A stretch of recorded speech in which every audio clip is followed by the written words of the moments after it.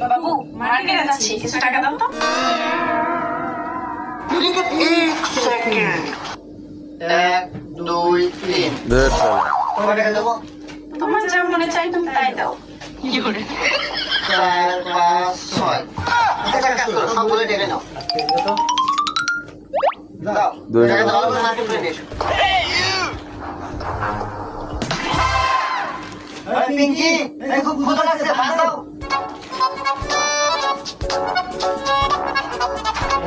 আজকে তোমার পছন্দের পোলাও রান্না করছি, সাথে গরুর গোশত আছে, গরম গরম খাও।